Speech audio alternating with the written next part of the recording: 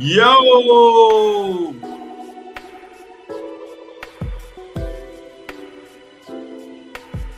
Felix Kobe Kenobi. Everybody like the live as you come in?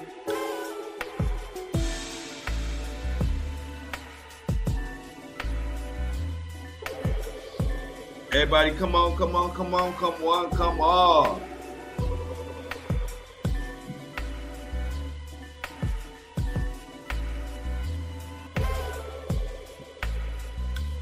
Come on, come on.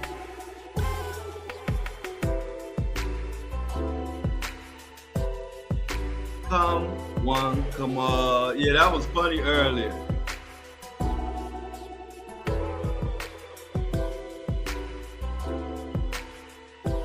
Everybody say what's up to Surrey. First time lunch crew.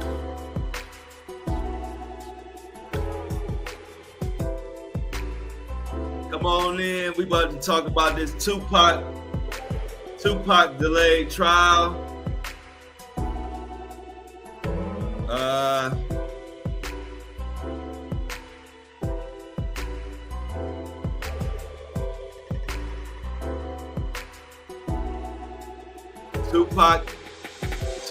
Tupac. I can't believe it, y'all. Can y'all believe what's going on with the Tupac trial? That's like the never-ending trial.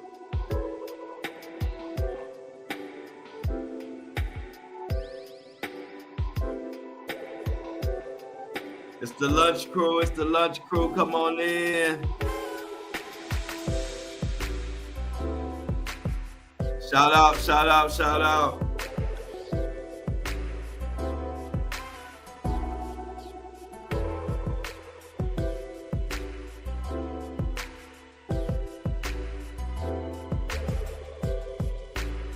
Will Smith got a new movie coming out. Floyd Mayweather.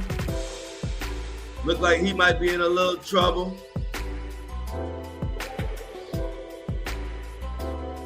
Wendy Williams.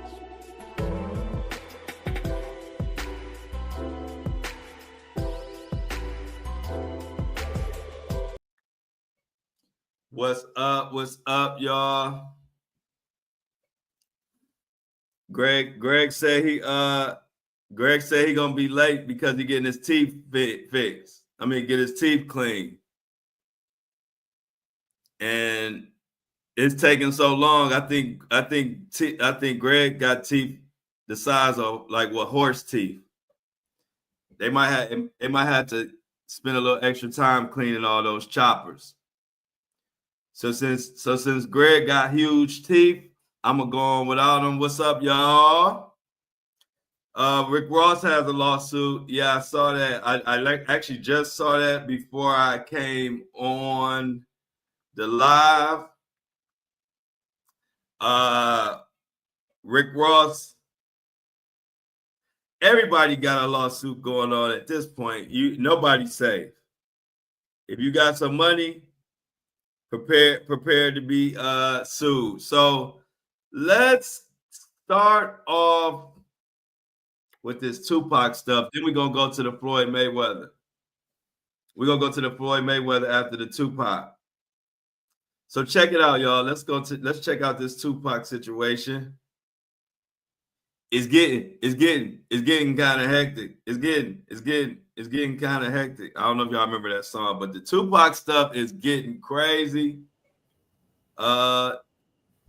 There go the Teeth Man popping in, y'all. Check it out. Everybody say what's up to Greg.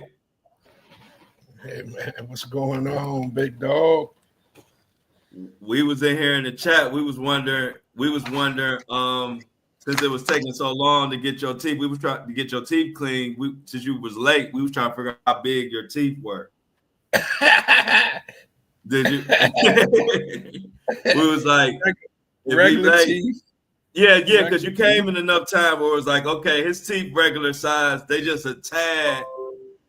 They just had a tad work. He just had been a while since his last cleaning, so they had like a little to do. Hey, look, Greg, because you ain't never late, so it had to be something. Tell us why you late, because I want to let the chat know that Greg normally not late. He normally could count on him. So I know something had to happen. I know you ain't playing it this way. No, absolutely not, man. I just so go ahead. That's what. Hey, look, that's what we're here for. Shoot, we got 2 hours, man. Story time, Greg. Tell us how they was late. What happened at the team clean? No, I mean it was a regular cleaning, but I got out a little late, so I had to come in, get my stuff off, get in front of the computer, blah blah blah. So that's why I'm a little late. I thought I would have been back home a lot earlier, but you know how it be at the dentist office, man. You ain't in control of nothing. You just sitting there, like a paraplegic for the most part until they get done, man. You can't be like, hurry up. I got something to do. You know what I'm saying? Hey, look, the dentist all about getting that money.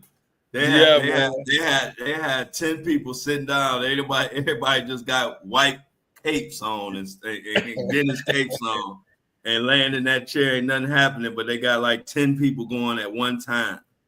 Yeah, man. I hate the dentist, man. It's almost like catching a flight. How I hate getting on planes is the same way I feel about going to the dentist, man. I hate that crap, man. But you got to do it, bro. Got to do it. Can't be around with yuck mouth. I don't play about that. Like, right. I normally being out of the country and back and forth kind of threw me off, but I ain't gonna lie. I normally go every 3 months. Yeah, I do it every 6. You know what I'm saying? But yeah, I wish I could do it every 3 months, man. But insurance. Yeah, I just started that as I got older, but I just got to the point where, like, man, I'd rather just go every 3 months just to make it easier on me when I go too. You know what I'm saying? Because when you go every 3 months, it's kind of just like, wow. You be paying out of pocket, or you got? Yeah, I pay out of pocket for that. Yeah. Oh, okay. See, yeah, I got. Yeah. The free that. Yeah, no, I pay out of pocket. Yeah. They give me a good deal.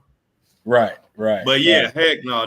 Yeah, if I had the luxury like you were just getting that for free, yeah, they ain't playing that every 3 months. No, absolutely not. Like you get 2 a year. Playing that. You get 2 a year. That's it. You know what I'm saying? Guys, we got an announcement. I think I'll put it on the big board, y'all. Shauna gonna miss tomorrow. Her daughter has a field trip, but she'll watch it afterwards. So let's hope Shauna and her daughter have an amazing field trip. Nothing like field trips. I was one of those people, I don't like being sitting still, and I ain't never been into school. I did what I had to do, and I had liked certain subjects, but I was that kid that I lived for field trips because that's the only thing I can enjoy. We out in the wild and get to run around or just whatever. I don't like being confined. So I always loved field trips just because we got to leave the school and walk around and be free. You know what I mean? I was that kid that be staring up at that clock the whole class. Like, this is moving so slow. So shout out to field trips. What you say, Greg? You know why I used to like field trips? What? I want the chat to think I'm some kind of horny man or anything. I knew we already knew where you was going with. Well, man, it was that time you got to sit by Susie or Jay, you know what I'm saying? On the bus ride there, the bus ride back, man. Only time you really could do that is if the parents was going to come and be chaperones. You know what I'm saying? The whole chat knew you was about to go. Yeah, he said, hey, look, y'all know on field trips, Greg was the student you had to keep your eye on at the field trip. Hey, where's Greg?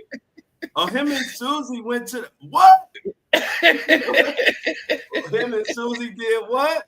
Yeah, man. That was sometimes I wish I could go back in time and just snoop on us. Like I want to go back in time when Greg was like 10 years old at a field trip. And I just want to sneak up on you and be like, yeah, I came from the future. You told me this what you be doing, man. Tighten up, man. Tighten up. Right. That would be me, bro. I would be looking at the clock like, man, I'm about to be able to sit by Susie on the trip. Oh, man. Hey, look.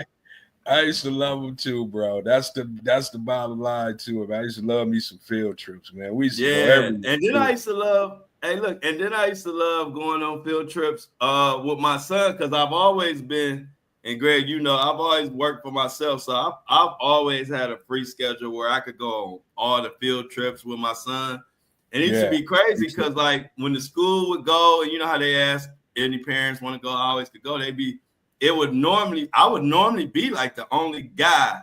It would be only moms that might be able to come with their kid, most of the stay-at-home moms maybe or whatever. So, and my son's mother actually worked at the school. My son went to school where his mom worked for like his first like 6 years of his life.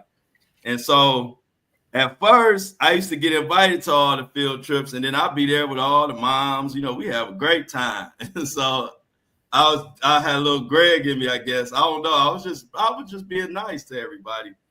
But I started getting so cool with so many of the moms, I stopped getting invited, and I put two and two together. And to this day, I think my son's mom was like, we don't need your dad at no more field trips. Because I was getting too cool. Next thing you know, I'll be over people. We'd be kicking it outside the field trips, just having fun. And then so my son would be at somebody's birthday, and I'd take him to their birthday, and then his mom, and they'd be like, how do you know her? I'm like, from the zoo field trip. We went to the zoo. So needless to say, I stopped getting invited to field trips, and I thought it was because he stopped having them. But then I just kind of put two and two together, and I was like, I think I was just a little bit too nice at all the field trips. She took you out the loop, huh? Yeah, she took me clean out the loop. I was like, damn, y'all don't go to the zoo no more? Yeah, we done been 6 times. What are you talking about? Yeah. I was like, they used to go to the zoo like 4 times, 3 times a year. And like 2 or 3 years went by, and I had no invites to no more field trips. That's funny. Just a personal story that I thought was kind of interesting. So yeah, so I had a good run though, but when I was invited, it was fun. Yeah, it was, man. I used to love them field trips, man. And like you say, we used to have to, and then like my mom's, because sometimes they would like, bring $10, we're gonna go to McDonald's, but most of the times we would have to do, the brown bag lunch, right? Okay. Where your mom had to make, man, my mom, I don't know why, but she used to show out with the lunches, man. I would be like, I would have soda, nay bread, chips, Kids would be like with peanut butter and jelly sandwiches. Oh, man. You know what I'm saying? Yeah. She used to roll out the red carpet, bro. I'll be in there like looking at people like, yeah, I got soda. Y'all drinking chocolate milk? Not me. That's why. Hey, look, I used to be the same way when I used to go on the field trips with my son. Hey, look, each parent had a little group. So you know how I am, Greg. So in my group, I have all my little 7 students or whatever. And so when it was time for like lunchtime, you know how they had the little, like the school provided they little, nothing lunch, right? Right. My table, I'm ordering everything. So you and my group, we eating we buying the zoo food. You know what I'm saying?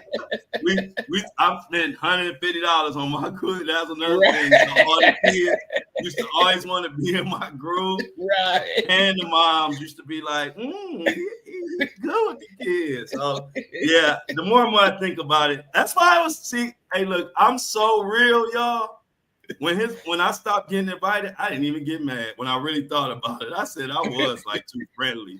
And if the shoe was on the other foot, and I worked at the school, and his mom was coming on field trips, and everybody was all in her face and loving, I probably would shut it down too. So I didn't. No, you just shut I it didn't down. even hate on it. I never even brought it up. The first time she might even hear about it will be on this show. She gonna be like, he knew that's why I ain't invite him. But yeah, Greg. So no, thanks. That's how. Hey, look, that's what I like about these shows. Shauna tell her she ain't gonna be here. Next thing you know, we spending 20 minutes talking about field trips. That's just the beauty of the show. We can talk about what the hell we want to talk about. So anyway, we're gonna get into it for the people outside of our crew, Greg, because there's other people that's gonna watch this and be like, man, I don't care about you at the zoo, man. What's up with Tupac? You know, you got those people too that don't want to hear about all that. So we about to get into it. But y'all people who gonna watch this and be like, who they think they is, just talking about their life. So anyway, Keefe D's trial for the 1996 murder of Tupac Shakur is now delayed until 2026. Did you hear that, Greg? No, why? Yeah, guess who broke that news? Who? Mini Me. Oh wow! Mini Me broke that news a little while, maybe yesterday or whatever. And then I told her we'd talk about it today. You know, Mini Me don't miss. Right. So yeah, we're gonna get into this, Greg. So what they saying is they have new findings that will vindicate him. Is possible, is what they're saying. So this is Vibe magazine. I picked their article. I like when I'm doing hip hop stories, I like to use the hip hop magazines because they usually have a little bit more insight on situations because they've been covering this Tupac's mess since back when Tupac was alive. So right. Let's get into it. So it says, and it's wrote by Preezy Brown. I always like to give credit to Preezy Brown. Okay, Dwayne Keefe D. Davis, long-awaited murder trial for his alleged role in the 1996 shooting death of rapper Tupac Shakur has been postponed until 2026. Now, it was originally scheduled for March 2025, which would have been next month, but the delay came after Davis's attorney filed a motion on February 14th requesting more time to prepare. The motion emphasized that with every new piece of evidence presented, it is increasingly evident that crucial facts in the case remain unexamined. This case involves decade-old allegations, and we need to list. I guess they basically said, since it's so old, it's new evidence or just evidence that needs to be looked into. It looks like there are quite a few things that are left to be done to get this case prepared, Judge Kearney stated. And so she's saying basically that the judge has granted it, and that's about it. Intended to have charges dismissed, signed the passage of time. Okay, so yeah, that's it. The rest of it, they just talking about stuff we already know about the case. So what's your thoughts on that, Greg? Man, you know, the Tupac and Biggie unalive, you know, events. I just, you know, I don't know what's real and what's not real, man. Because, I mean, it seemed like Keefe D was probably the closest to, you know, a potential suspect in his death because he was there. And I think I've seen like some stories, interviews, you know, of him, you know, being in a car and, you know, people shooting at Tupac and blah, blah, blah. So, you know, I think he probably knows more than what, you know, what is being, you know, said or whatnot. But technically, who actually did it, who pulled the trigger, man, will we ever really know the truth about that, man? I mean, seriously, will we? I mean, Biggie, we done seen 18 million docs. We done seen, you know, this person saying this person saying that, but nobody has really pinpointed who did it, you know? Right. So if he really did it and they got evidence that he really did it, would this be happening? Would they be postponing it until 2026? I don't know, bro. Right, exactly. That's what I'm saying. I don't know. Like, I love Tupac, y'all, right? I love Tupac. Two things I love. I love Tupac, I love justice. But Yeah. I'm tired of this case, man. Like, it's like it's annoying. You know what I mean? Like, it's like I want to see the whoever killed Tupac, I want to see them brought to justice. If whoever has something to do with it, but it's getting to the point where it feel like we just kind of running on a treadmill with this Tupac case. You know what I mean? Like Yeah. you're doing a lot of this, but it don't feel like we going anywhere. And I'm just getting tired of that. So I'm with you. Like, how much evidence do they really have if they just go ahead and postponing it to 2026? Right. Like, why would you even be holding them and doing all that if it's no urgency? I Right. bet you they probably would. I bet you they wouldn't postpone Diddy's trial. Right. So I don't know, man. That Tupac situation, who knows? Like you said, did he really do it? And then, man, you know what I always think about, man? Like, how, like, out of the major people that have passed away, whatever the case may be, if you was a major superstar, why is it that, most cases get solved pretty quickly, but for these two guys, the major figureheads of hip hop, you can't come to an agreement on who killed them. I don't. That has always bothered me. How can these two, out of all the hip hop individuals that's ever been, in hip hop, the two major figures, their murders can't be solved? I've never understood that. So to me, I feel like the higher ups, or the people that's the gatekeepers, I think they know, but they just feel like it's better left undone than to actually, put the finger on who actually did it, man. I just Yeah, how can them two, like, out of all people, you would think that they would have rushed to get justice for Tupac, rushed to get justice for Biggie Smalls, but it almost seemed like they just swept it under the rug, and now we having these type of situations 20 years later. yeah, Yeah, exactly. It's like, come I on. don't like it. I don't like Hey, it. I don't like it at all either. Hey, guys, Greg, I don't know if this has anything to do with us. Shauna said her sister can't comment. Can we help her? I don't know. I don't know. Um, I don't know if it's any settings we got on our end. Is she a subscriber? Um, if she is, maybe she got to subscribe, but anybody should be able to chat. Yeah, that's the thing. Like that. I see G Money. Let me throw him up there. G Money said, Diddy did it. And I also think it was inside roles. And I'm gonna tell you, I'm gonna touch on kind of what you said, Greg, too. My theory is like, amongst all kind of reasons, like multiple reasons could be true.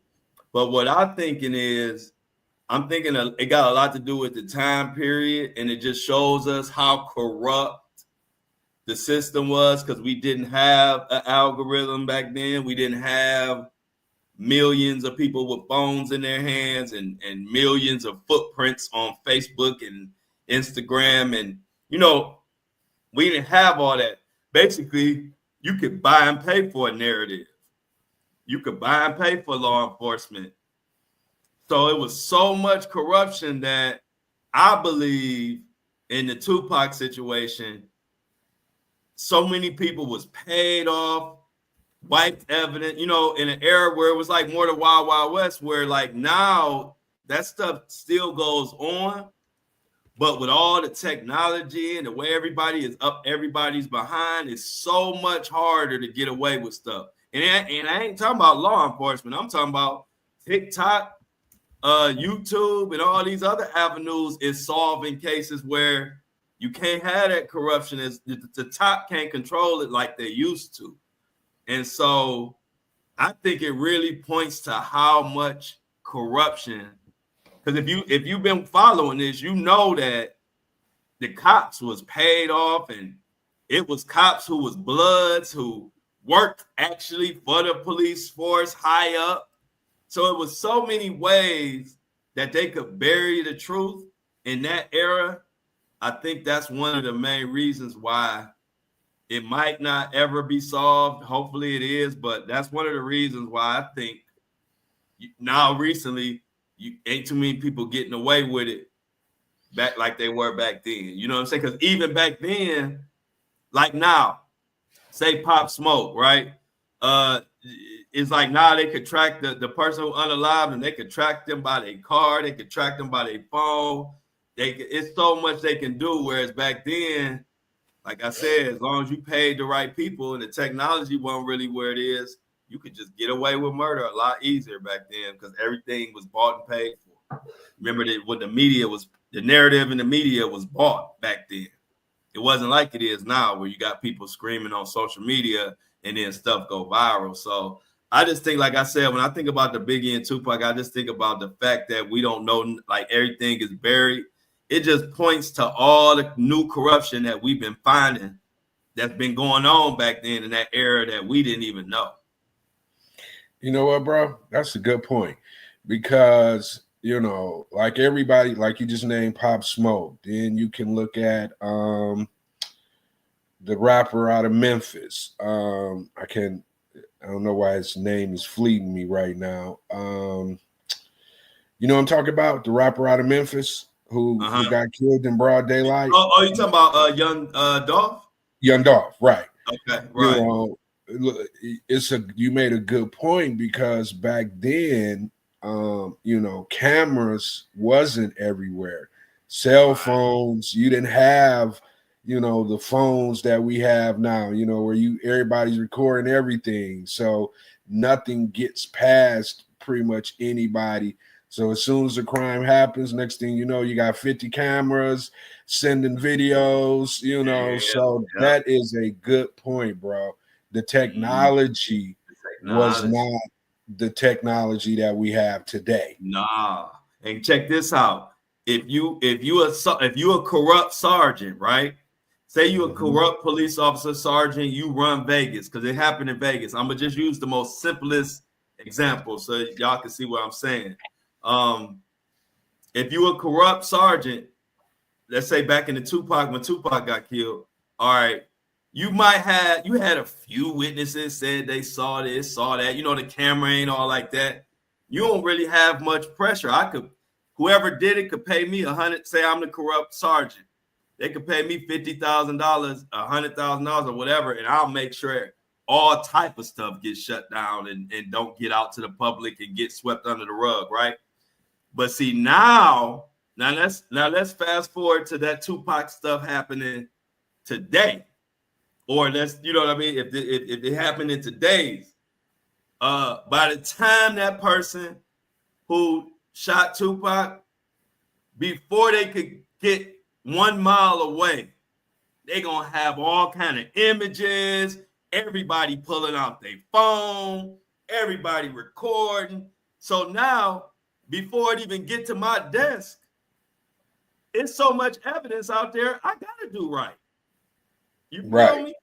Now I gotta do right because the whole world kind of know what's happening, and that's what we did. That's what goes on now, which is why it's so much of a fight for our freedom of speech through these apps and stuff, because it has really put a monkey wrench in the corruption game. And so now a lot of things we're getting justice for stuff, not because they became good citizens over the night. And I'm talking about the corrupt officials in power. We getting justice because there's so much pressure being put on them before the case even really get to them. We on the internet sending Facebook, YouTube, TikTok. we sending information all over the place. By the time it get to them, they like, you gonna have no choice but to really look into this case. Yeah. So, yeah, that's true, bro. That's the difference. That's the difference.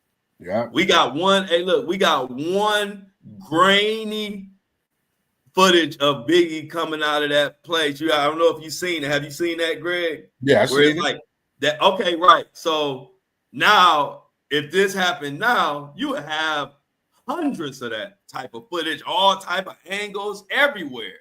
Right. You know what I'm saying? So yeah, bro. It's just the times is definitely was different. They would have had the Tupac.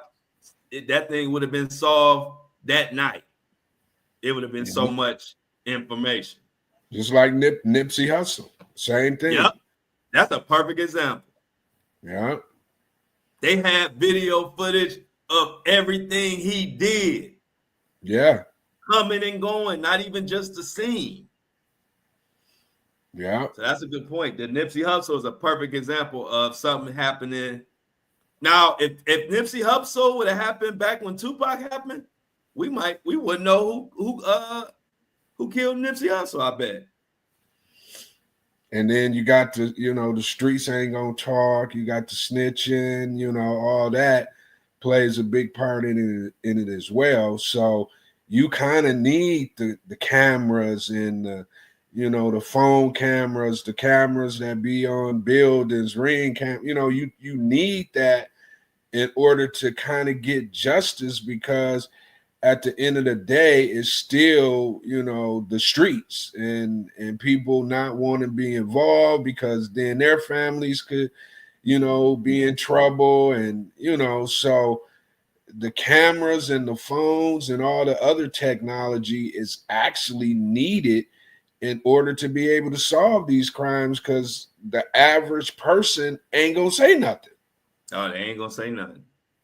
They ain't gonna You say know nothing. what I'm saying? They not gonna say nothing, bro. So, hey, my boy, Floyd Mayweather, is in the news, Greg. Apparently, huh? What Floyd? What Floyd did, man? Floyd crazy. I'm gonna be right. All right. So look, so I'm gonna just tell the article how it is. We'll talk about it, but Floyd is crazy, bro. Floyd's something else. But this is allegedly Floyd instructed a bodyguard to attack a man for filming him, and this guy is seeking 3.3 million in damages. This is courtesy of the Jasmine brand. According to court documents obtained by In Touch, Edward Andre Torres alleges Mayweather instructed his security to, quote, handle him, unquote, after he started recording the boxer on his phone. He claims the bodyguard struck him, knocked him to the ground, and tried to take his phone. Eduardo says he suffered severe pain and suffering and is suing for assault, battery, emotional distress, and negligence. He gonna get paid. Yeah, exactly. Hey, Greg. Hey, look, that was a quick one. Hey, look, Greg, you was ready for that one. He gonna get paid. He gonna get paid now. Yeah, he gonna get paid. In other words, that sounds very believable, Tony. Greg. Yes, bro. Yes, I can see it. If I had to, hey, Greg, if I had to tell y'all and give y'all my honest. Being somebody who has been in the Floyd Mayweather camp for years, know Floyd Mayweather,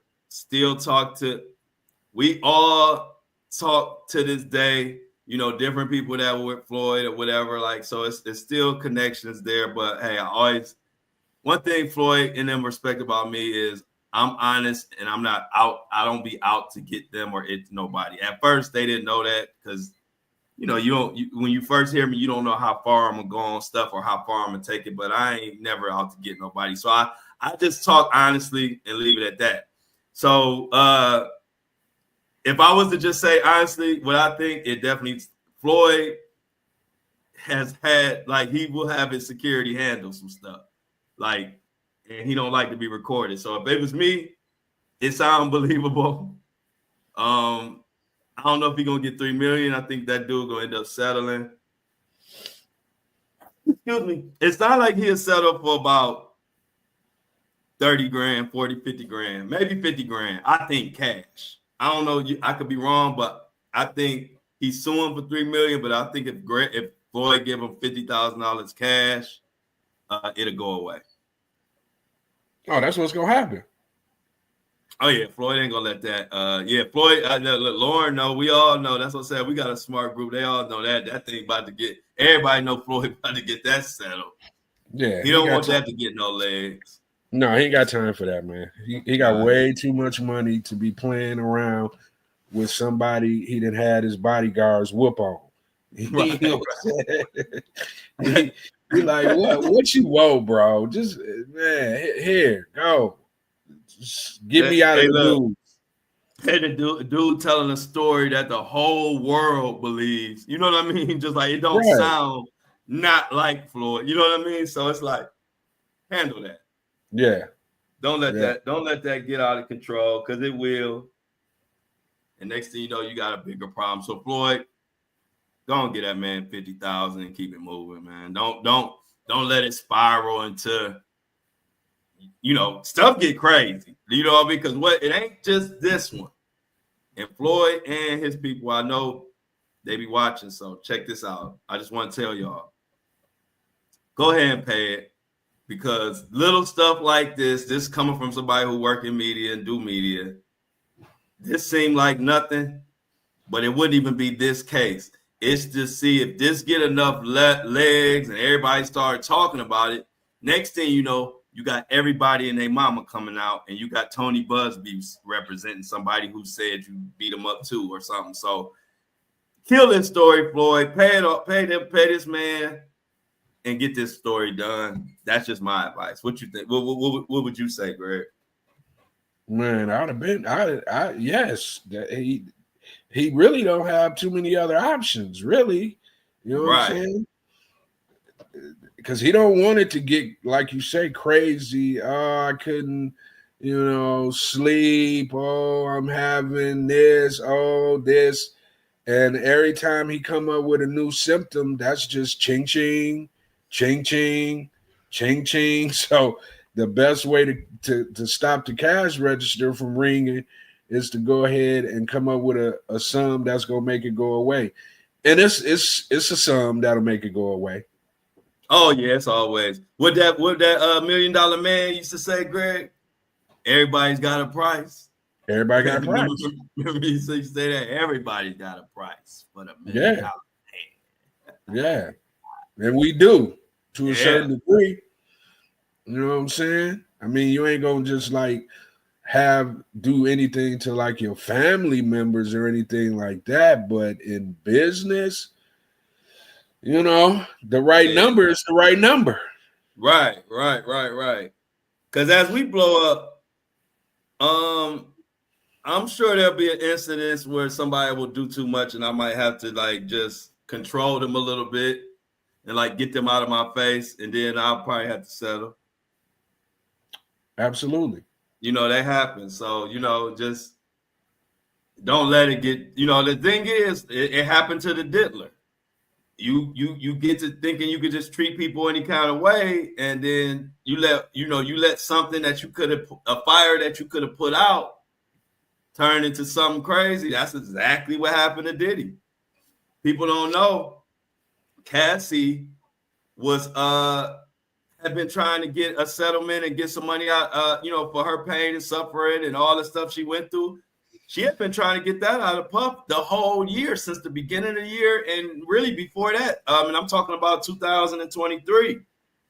But Diddy was thinking he was unstoppable, on top of the world, and was dogging her and ignoring her and spinning her and saying he was going to give, and then he didn't. And then he, gave her that little backhanded shout out on that BET Lifetime Achievement Award when he said, thank you for holding me down, Cassie, in the dark times. And he was really, what they said when he did that, he was like, antagonizing her about the whole settlement thing. So this thing went on for a while.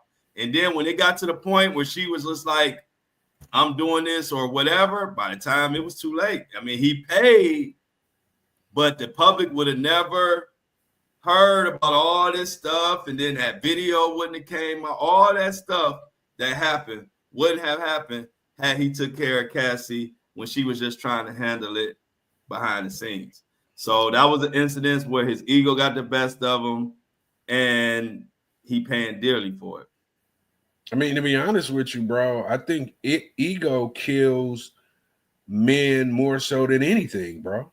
I mean, if you really think about it, it probably kills people more, men more than cancer, more than, alcoholism. Your ego is the one thing that, for whatever reason, we haven't figured out how to control it in moments that matter. And you end up, in the situations that you end up in, man. You don't be thinking about what you're doing in the moment because your ego overruns your mental, and you end up making major mistakes. And then you look back and be like, man, if I'd just had my ego in check, I wouldn't even been in that situation. You ain't never lied, Greg. You ain't never lied. So So at the end of the day, Mayweather gonna just take care of Torres. You know he was out there trying to get a shot at the champ, and Floyd had one of them bad days, and he said, "Man, go handle him." And I know they didn't just do. I know Floyd is security enough to know they just didn't beat them. They didn't beat him to a pulp. They probably just kind of aggressively pushed him and made him keep it moving. You know what I mean? But whatever it was, going to take care of it because he done filed it now, and you don't want this thing to get out of control. But what you gonna say, Greg? Got some giants, Oh so man, a smack to the face could feel like you got right. A smack to the face could put your whole face in your lap. Right. He probably had to pick his face up off the ground. He had to pick it up off the ground, bro. For sure. Hey, look. If it was that bad, the way he came filing, I think we would have seen pictures online and stuff. He seemed pretty thorough. But anyway, I had an amazing chicken breast, Caesar salad, and mashed potatoes from this some beautiful restaurant. It's on DoorDash. I don't know what it is, but it's a really nice restaurant. Had high ratings. And you know how I got it? Mini Me. Shout out to Mini Me. Mini Me treated me to lunch today. Gave me my second super chat of my whole YouTube career. So shout out to Mini Me for the $60 lunch. I enjoyed it. I'm full.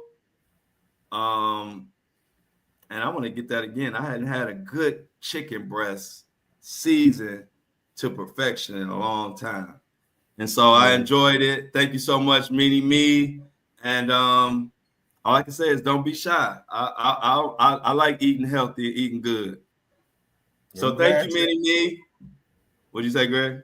I'm glad they take care of you, man. That's how it's supposed to be, bro. Yeah, man, that's the communities. What we got next on the docket? And for the rest of y'all viewing and watching, I got my Apple Pay in there, my Cash App, like y'all told me. If y'all want to buy me lunch tomorrow, or whatever y'all want to do, I'm open for it. I'm open for business. But what you got on the docket, Greg? Man, you see Delta trying to offer, the folks 30,000. Yeah, 30,000 to go away. Yeah. I was trying to tell them. I was sending an email trying to tell them I was on that flight.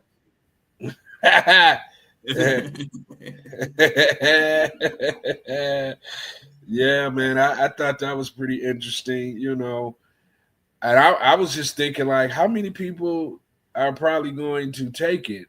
You think the majority will take it? Because you know, you try to go to war, you going to war with Delta, man. They not gonna be playing around with you, even though you probably have a case. But how long will they string you out, and you end up having to spend money to try to get a major settlement? And you know, outside of maybe some bumps and bruises, Mm-hmm. nobody died. You know what I'm saying? So Right. if I can take a quick 30, go about my business, and nothing really happened to me, I think I might take the quick 30, man, going by my business. I'm the same way. You I know? definitely will take that quick 30. And to retouch on what you missed earlier, I spoke on this, Greg. I said it taught me. I'm one of them people that every now and then I won't have my seatbelt on the landing. Every now and then, you know what I mean? Every now and then I'll be like comfortable in how I am, and the lady might walk past and not notice that my seatbelt ain't back on for the landing. And so I'll be kind of thinking like, if we crash, what the hell is a seatbelt gonna do? You know, that's just kind of my thinking. And I ain't saying I do this all the time, but I'm saying there have been times when I didn't have my seatbelt on when we landed. And so I told them apparently all the passengers, which most of the time everybody has it on. So everybody had theirs on and they were hanging like bats. And it saved a lot of people from, I don't know if it saved their life, or I know if it saved them from not walking again and stuff like that, maybe. And I was saying, I looked at that article and said, what if I didn't have that one time I ain't wear my seatbelt, and then the Right. plane flipped over and everybody else hanging with like bats, and I'm on the ceiling of the plane, broke up into pieces. So it taught me to make sure when I do get on a plane, wear that damn belt. Yeah, you gotta keep that Oh, belt the on. belt was pointless, huh? So you gotta keep that belt on, man. Yeah, I thought a belt in an airplane was pointless, man. I'm gonna be honest with you. I always thought if the seatbelt came into play, I was done anyway, and I was wrong. Yeah. I mean, you never know, man. You know, so you gotta take all the safety precautions that's available to you when when you're on these planes, man. I think that's the part that have me more nervous than anything, is that I'm not a control freak, but I like to be in control of what I got going on, right? Right. And when you even when you in a car, you in control of what's going on. When you in that airplane, man, you have no control. And I think that's what drives me crazy more so Yeah. than anything. Like, Yeah. You I got no. literally have no control. None. So, Greg, not to cut you off, why Shauna's sister can't talk? I don't know. I mean, I'm assuming she's looking at it through YouTube. If she's on YouTube, she should be. Yeah, so we can't really control like the comments outside of just cutting them on and cutting them off. Right. You know what I'm saying? So I don't Right. know if is it something wrong with her computer, or I don't know, because we can't really do much with the comments outside to turn them on and turn them off. Yeah, I don't know. We gotta figure that out. Yeah, I mean, So yeah, we gotta figure that out. I don't know. I don't know. yeah, I don't know Ain't either. nothing we can do. Also, Greg, another thing, we gotta make everybody moderators. Um, do you know how to do that? Or I mean, I think it's like something you just click. To make them what now? Oh, I like to hear this. Um moderators where they can eventually we gotta make them moderators where people could block. Right now you handling it, but as we get more people, we're gonna need more moderators, which it gives them abilities. Like when everybody has chats, you have moderators, and then they can like block people and stuff. You know what I mean? When it's like we don't see it. Oh, okay. You know what I'm saying? I'll tell you about it when we get off, but we talked about that earlier too, but we're gonna need some. We had some trolls earlier. We've been Oh, okay. starting to get more trolls. We starting to get popping. I told y'all. Yeah, Okay. did you see next did you see Mini-Me said Target lost $15.7 billion since ending DEI? Yeah, man. I mean, it's unfortunate that they got to be going through this because of the whole DEI initiatives. And Target seems to be the one who really has the target on literally the target on their back. You know what I'm saying? It seems Right. like they're taking more of the brunt.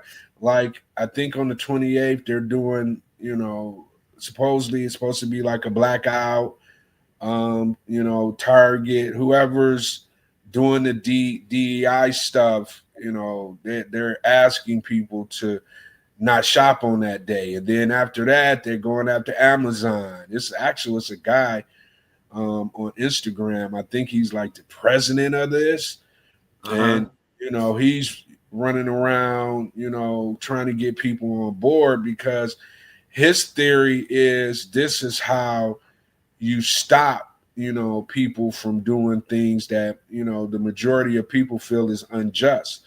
You hit them in the pocketbooks. So they're going after Target and the others, and then from the looks of it, they're going to turn their heads to Amazon and try to affect their bottom line, as well. So this comes with the territory, man. Once people get used to a certain system being in place, and then you take that system away, and they feel like it's unfair. Nowadays, the remedy is to, show you that we can affect your bottom line. Right.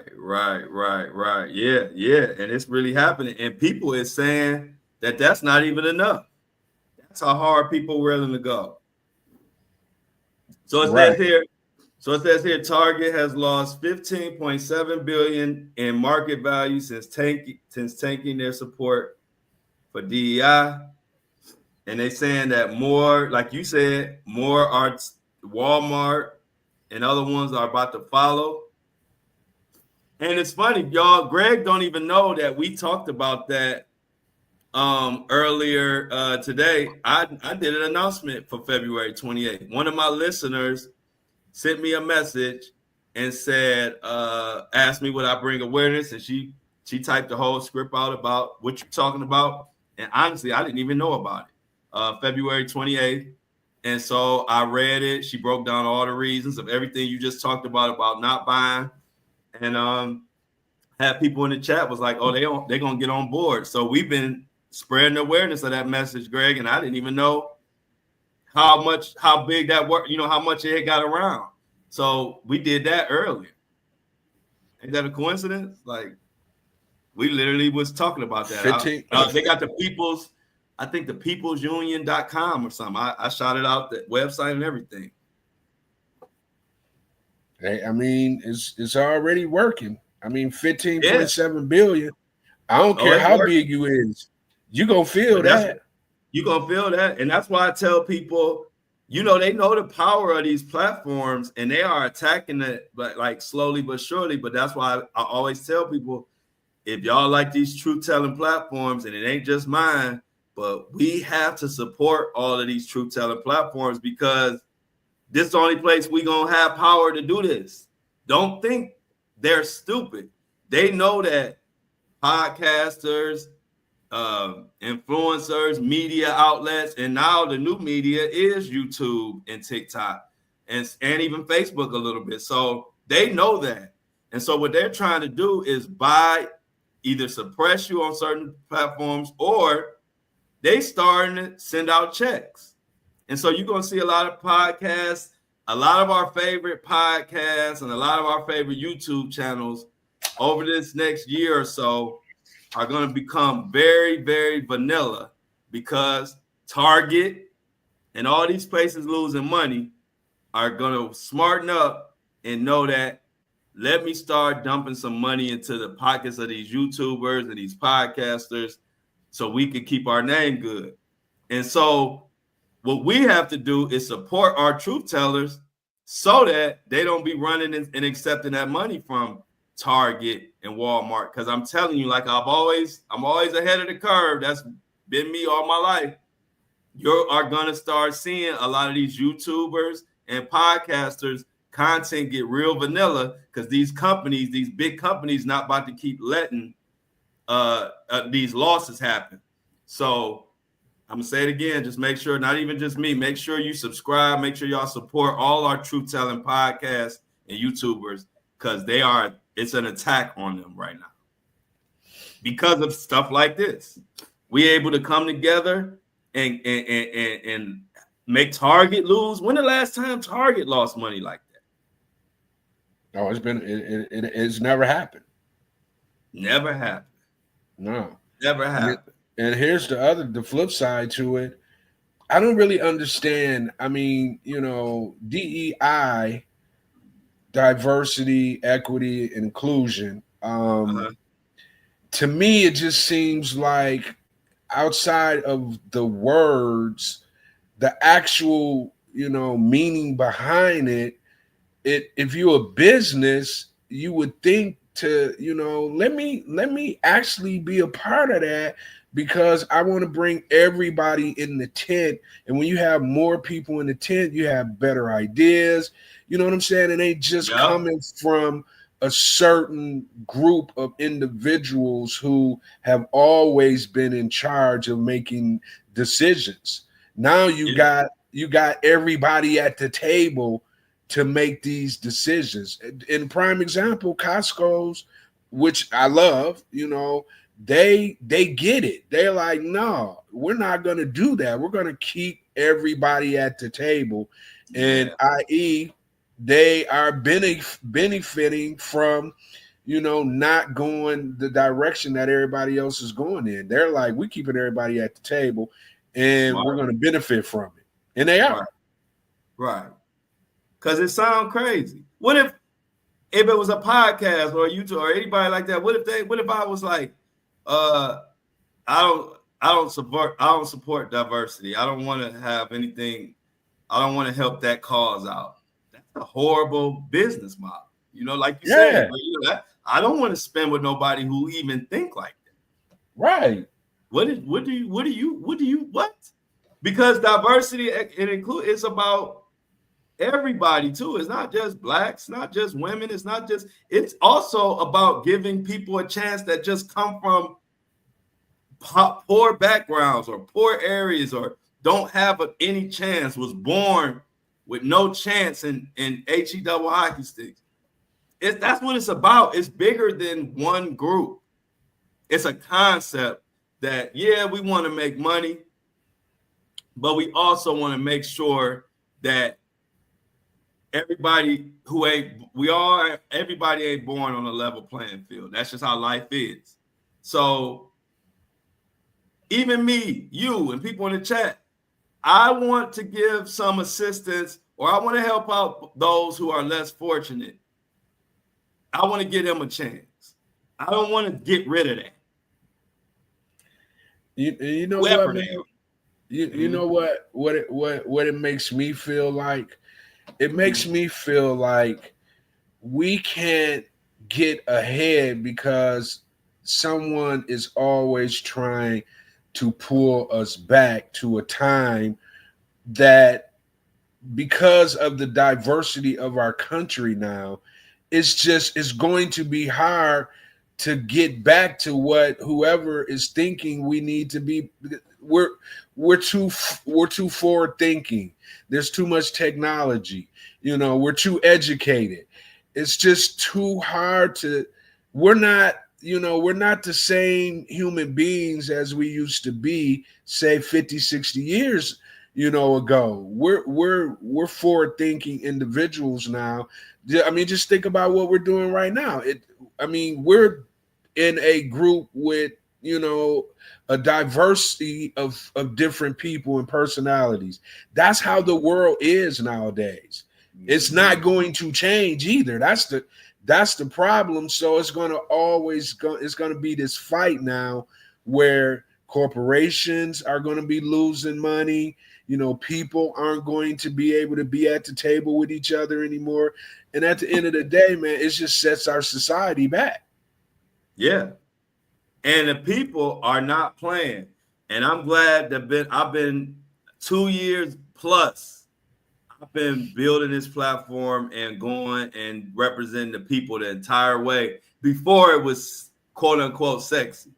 2.5 years ago, the people it wasn't like as what we weren't united in the way we are now. 2.5 years ago, we were more united in our groups, separate little groups that we had, your people, my people, but like now, with all the stuff, because everybody taking a beating. See, when everybody taking a beating, now we all united. I don't care what you look like, how old you is. If you have money, don't have money, we all united because now we know, like, hold up, it's getting crazy. So I'm just glad I've been at this party. You know what I mean? I'm glad that a lot of other people getting on board. But like I said, I tell people all the time, I made my name by going after Walmart and these different organizations representing people. That is how I made my name. So that's why that aspect of what I do will never go anywhere, because that is in my soul. Like, I don't like, I figured, like, I like to do it. And I've seen that there's a lot of people who think like me and understand that when we come together, we can change whatever we don't like, because we control the dollar. And we don't have to put up with nothing we don't like if we can unite. But they are good at keeping us divided, but they ain't good enough. Well, they used to be, but platforms have put a chink in their armor. You know what I'm saying? Mm-hmm. It's because they used to could do these things and no one really had a voice, or no one really had a platform to go, speak about these issues. So, back in, you can maybe get to a news broadcast back in the day in hopes that they'll bring it to the attention of the world. Now, anytime anything happens, you got multiple millions of people on these different platforms, and they're able to see what's going on. And most of these people are free thinkers, so they can get on board with things that they feel are injustice. You know what I'm saying? I love it. Yeah, me too, man. I love it. Bro, I was putting so much pressure on people.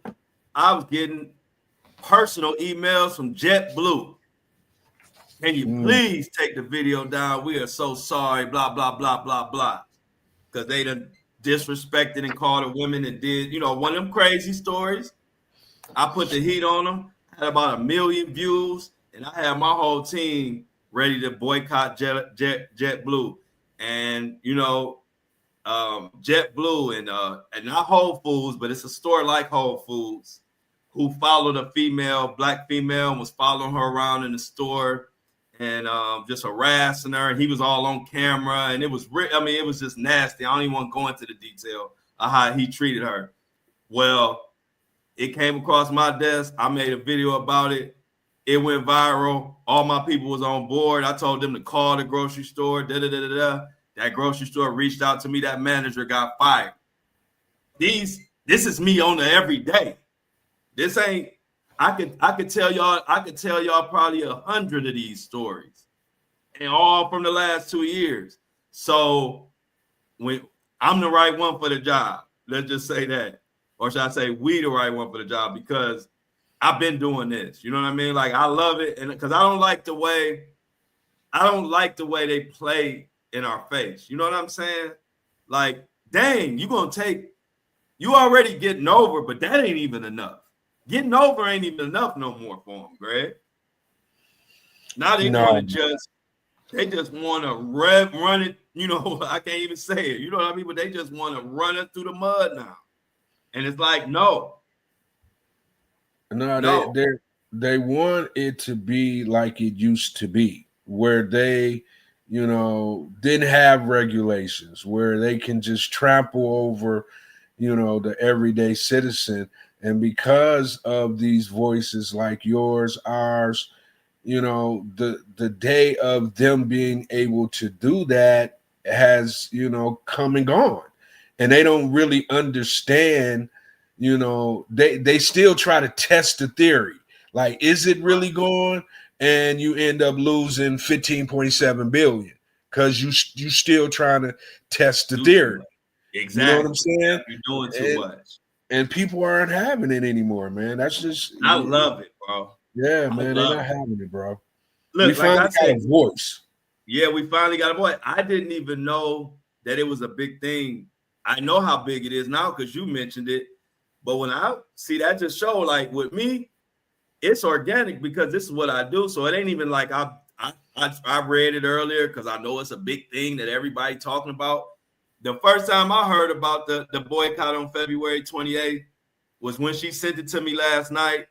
And I told her I would read it on the show in the morning. I didn't know anybody. I mean, I figured maybe some people knew about it, but I didn't know if anybody even knew about it. I feel like this is something that need to be out there, and I did it. So when you came on this show, immediately talking about it, I'm like, wow. But see, that's why I'm always in tune with my listeners. I tell people that all the time. I know I'm not going to catch everything because I'm too researching certain stuff too much. So I know I miss stuff. But as you see, our listeners don't miss whatever I miss. Our listeners gonna catch, and that's why I'm so glad I went ahead and read it. I didn't even know it was a big thing, bro, at all. I hadn't seen nothing about it. It's gonna get bigger. Yeah, it's gonna get bigger because that's Thanks, the 28th. The 28th. Michelle said she's gonna send me the whole list. I appreciate that, Michelle. Right. On the 28th, that's gonna be so they've already lost that much money. So on the 28th, right, and it ain't even got, like you said, it ain't got going yet. It's about to get going now. And Felix, if you don't know, Greg, Felix is Kobe One Shinobi. You know that, right? You know that? Yeah, Felix changed his name, huh?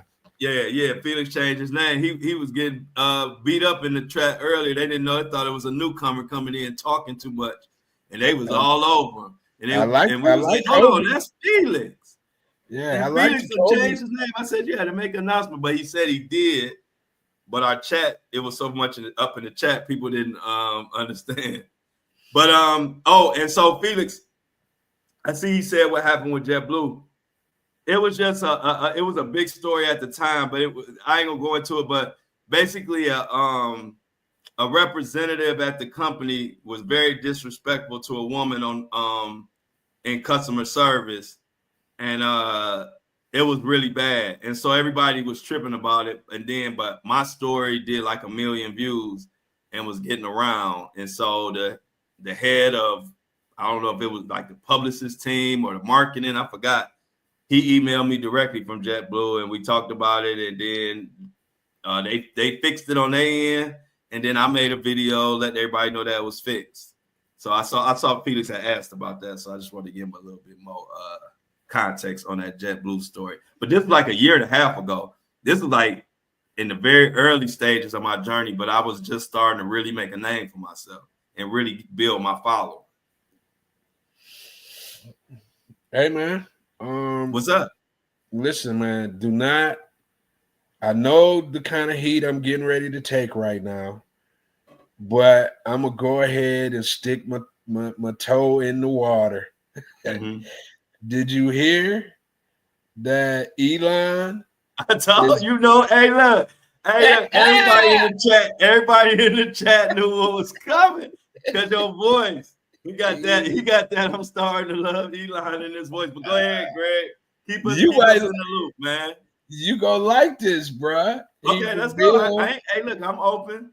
Yeah, he revealed that Twitter is about to start paying creators. Okay. See what I'm saying? Look at he getting in the creator game. That's letting you know how big this thing is getting, man. Elon, like, wait a minute. Let me get in this game too. Let me pay these creators to do what everybody else, what Facebook, Instagram, TikTok, let me get in the game. So yeah, I think Elon about to start paying creators, man, on Twitter. Wow. Okay. Yeah. You like that breaking news, huh? Yeah. Hey, thanks for the update, Republican Greg. No. Hey, no, but you know what's funny? My uncle, I'm gonna be like my uncle. Rest in peace, my uncle Art. He hated the Republicans, right? Right. But guess what he watched all day long? What? Fox News. Oh All day long with his face tore up. I'm like, if you hate them so much, and you know Fox is pro-Republic, whatever, bro, he watched Fox News from the early morning. The only time he wouldn't be watching Fox News is when he's watching sports. But I used to always crack up at him because I used to be like, man, why do you watch them all the time? He's like saying, he said, you got to watch your enemies closer. So I said, all right. That's hilarious. Bro, every time you walk in the house, he got Fox News on. But he hated Republicans. So I don't know. It's just funny. But yeah, so Elon about to pay creators. Yep. I think Elon texted you that personally, Greg. I think y'all got cool. I wish I did have the straight end to Elon. I ain't gonna need cap.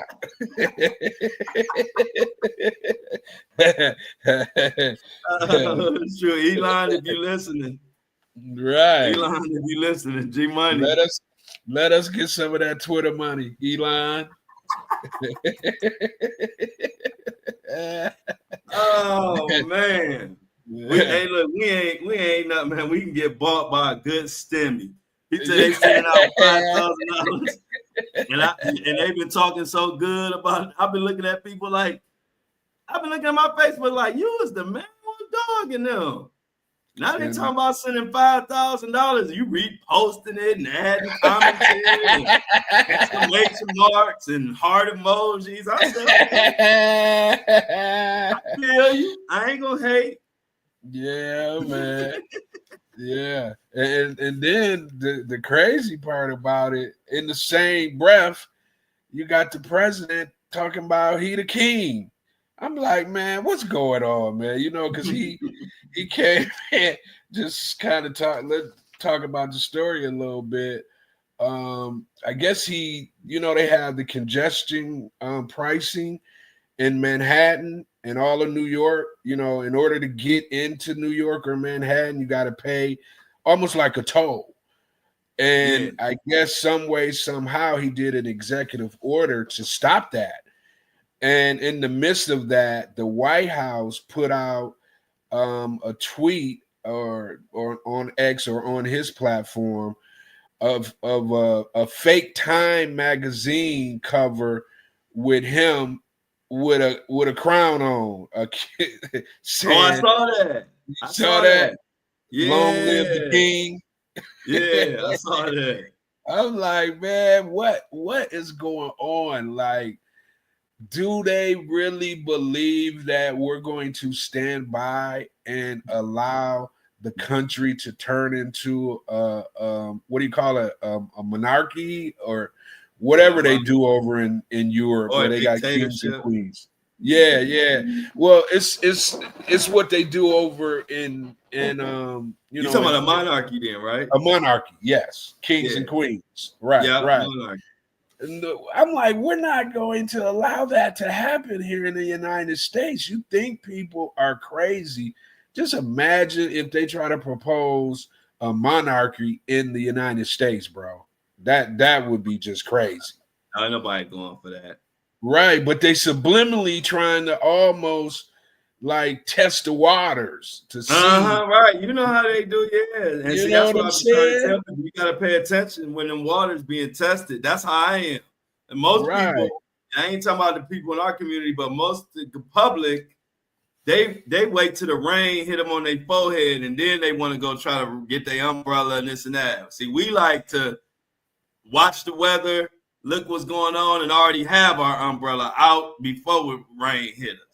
And so that's what, like, watching this stuff. It's like they testing the waters, so we gotta pay attention. Don't be just lollygagging in life, and next thing you know, we kings and queens and gestures, and they got me performing for the president. You gotta dance, and you know how they do kings and queens. Yeah, they'll sneak all that up on us. So we definitely got to pay attention to these little moves they trying. They think they slick. you couldn't even see the queen. You had to, you almost had to look down at the floor when you Yep. in the presence of the queen. You got to kiss the Yep. ring for real. When Yep. you in the presence of them, man, it's just they And make the now- rules, the laws. They're kings and queens like back in the day. Yeah, and if they don't like whatever talent you bringing, they just do this. Yeah. And you out of here, like on the Remember the Time video with Michael Jackson. Remember? Yeah, and you be the king or queen until you take your last breath, and then it goes to your son and your daughters. So it never stops. Your family stays in power forever, which is insane. You know what I'm saying? Yeah. When you really think about it, it's crazy, man. You know what else I saw though that was kind of crazy to me? I don't, of course this is a little conspiracy theory, but they were saying like Elon, if you see Elon now, they was like Elon ain't never been one to have his kids as a part of anything that he does. And but nowadays, every time you seen that too? No, I see what you're talking about. I seen people saying something about, but I didn't get into depth of the art of what they talked about. Listen, so this is what they're saying. Every time you really see Elon, he has his son on, how you put your son on your shoulders. Mm-hmm. And they're saying that Elon is so diabolical, he only does that to use his son as a shield just in case if somebody try to kill him. Wow. Great. Is that not crazy, bro? That's crazy, bro. And they show like multiple photos of how once he gained power, all of a sudden, every time he's taking a photo, he got his son on his shoulders. And they like he using the son for a shield. Wow.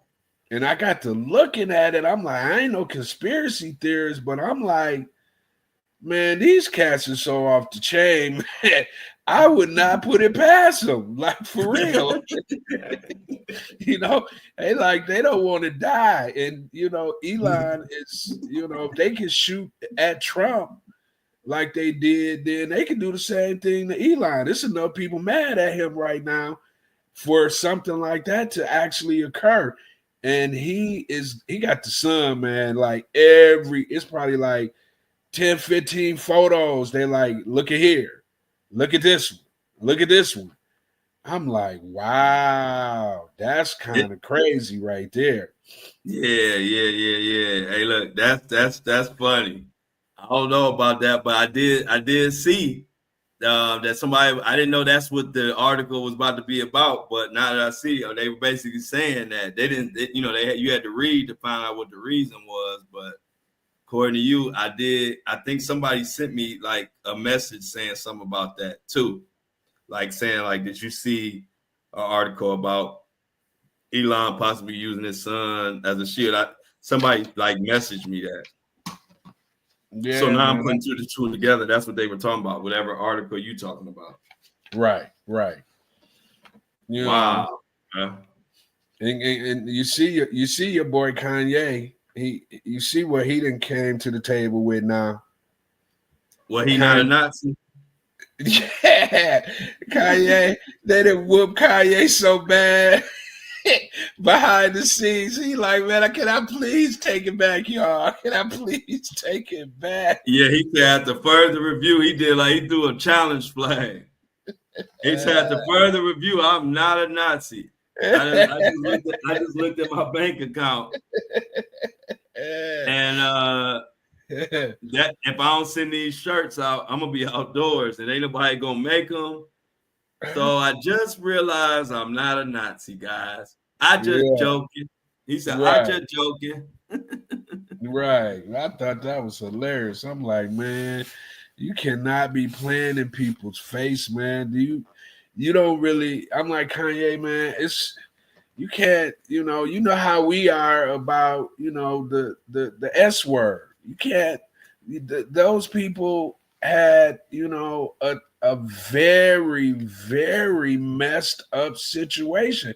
Why would you taunt him with it? Why would you taunt somebody with that? Where millions of people were enslaved and died, and it's just horrible, man. And you gonna turn around and throw that in their face, man? Yeah, You can't do diabolical. that. That's diabolical, man. That's diabolical, Greg. Yeah, that's just crazy, man. Anyway, bro, I saw something that I thought me and you would like, since we kind of in the money game. Shay, Alexander of the Orlando, Oklahoma City Thunder. He fired his agent, right? Yeah, man. And he said because he want to represent himself, so he can keep 100% of his $3 million Supermax contract. Okay. You know what I'm saying? He like, you're not getting 10%, 20% of this 300 million, bro. Can you imagine the agent get that phone call? And he like, he over there happy, probably high-fiving his wife, like, yeah, we about to get 20% of 300 million, baby. And then that phone ring, and they like, we no longer need your services, sir. We gonna do this on our own. Man, bro, 300 million? Yeah. Hey, look, he like, he like, I'm SGA. My money, whatever I'm getting is to the max. What I need you for? Right. You feel me? I'm getting it regardless. Yeah, I'm getting it regardless. I'm SGA. You know what I'm saying? I don't need you to represent me on this layup. Nah, hey, look. Forrest Gump could represent him and get him that same money. Right. So I don't blame him. Right. What? Wemby? You see many Oh my God. Legion Hoops and Mini Me both broke this at the same time. So I'm going to give Mini Me the credit. Breaking. Victor Wembanyama is expected to miss the remainder of the season with a deep vein thrombosis in his right shoulder. Y'all, he has a deep vein thrombosis. You know what that is, Greg? I mean, that's a blood clot, right? Yep. That's not good, bro. Man. Once you start messing with them blood clots, that's what was with LeBron and D Wade, the third one, what was his name? You know what I'm talking about? That was on that team with LeBron when he was in Miami. Which one? I can't even. What position did he play? I know it. What position? What was he was? He was he was part of the big three. Bosh, Chris Bosh. Yeah, Chris Bosh. Once he started getting them blood clots, man, it was pretty much over for him. Yeah, you right about that, Greg. Yeah, them blood clots ain't nothing, because technically, once you start getting them, then they could eventually go to your heart, and it could be over for you, man. You gotta be taking blood thinners. Yeah, I hate to hear that for Wemby, man. That might be, that might not be good. Yeah, that might not be good. Man, and somebody, guess what they just said, Greg? Somebody said every time, this is Adrian Ashton says, every time I hear blood clots, I think of Chris Bosh and how it forced him to end his career. Prayers up to Wemby, man. Hopefully he comes back stronger. Yeah. I hate to hear that, y'all. Yeah, man. I just think about it, man. He was just making his impact, and now that just goes away. You got to sit down because nobody, no, I mean, you know how they try to keep you on the court, you know, with this kind of injury, that kind of injury. The one thing they're not going to play with is them blood clots. Yeah. They're not going to do that. You know? So, yeah, man, prayers to Wemby and his family because that's not good. That's not good at all. In one vein, we talking about one of these young guys getting ready to get a super max contract, and then in the midst of us talking about that, you get breaking news about a young talent who is about to be in the same situation where he's going to be able to get that max contract. Now all that is in jeopardy. You know what I'm saying? Because nobody in the NBA is going to play with that. You know, if he can't get a clean bill of health, nobody is going to sign off on him playing basketball. They're not going to do it. I don't care if he was 7,000 feet tall and could do, you know, what Wemby can do. It's too much of a, you know, a situation where they could be liable if, you know, the worst happens while he's out there on the court. Yeah. Wow, bro. Yeah, so prayers to Wemby and his family. Hate to hear that.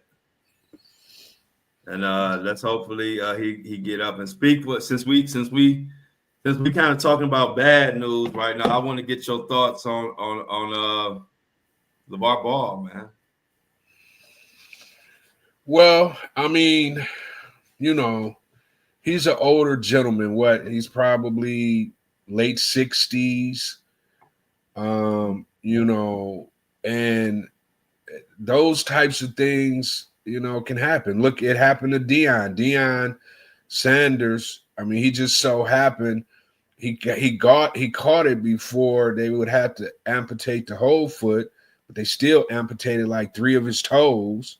Mm-hmm. You know what I'm saying? So, you know, when you get older, man, it's you just don't know what your body is going to do because of all the things you've done to your body up to that point, right? You don't really pay attention to all the things that you do to your body, but you can best believe when you start hitting those older years, 60, 70 plus, your body's going to remind you what you did to it in one way or another. And I think that's probably what happened to him, man. And luckily, you know, it was the foot and not the whole leg, you know, or half the leg. You know, I feel sorry for him, but luckily for him, he got, you know, 3 rich sons. Right. You know what I'm saying? Right. That, you know, and I think the mother, you know, I think she may have had a stroke at some point. I remember that because they were all behind her and supporting her. But one thing we can take from this situation is things are a lot better when you have a family dynamic. You know, LeVar got his wife, he got his kids.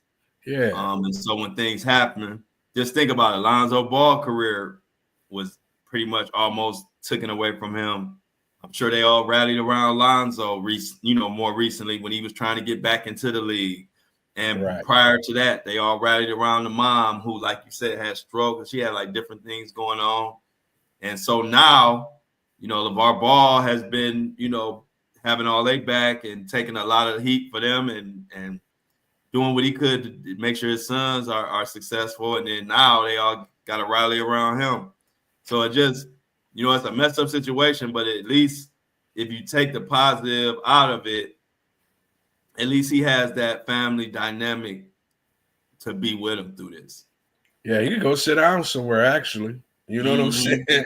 It's enough wealth within that family where, you know, he can literally, I mean, he seems like the type that, you know, won't do that. He'll still, you know, be LeVar You know, it's a foot. It Yeah, ain't he his, said his spirits was up. yeah, I mean, it's a foot. It ain't his brain. You know, he's still who he is.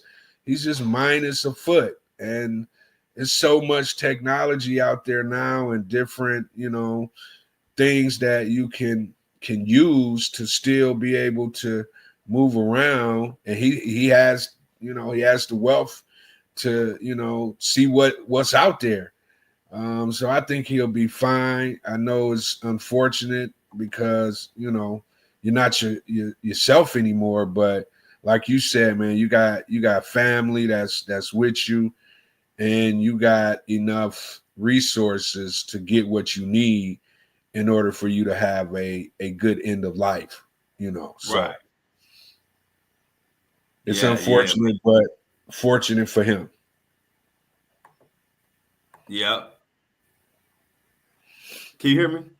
Yeah, I can hear you. Okay. Hold on.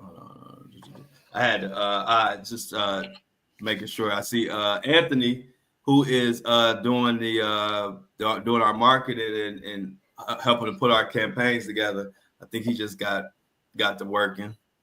Yeah, I've been texting with him. Okay, good. Yeah. So what's up, G Money? I like when we got two G Monies in the chat. You see we got G Money? Right. I'm the original, of course, but you know, I can be duplicated. That's fine. Hey man, what happened? What's up with Liam Pam?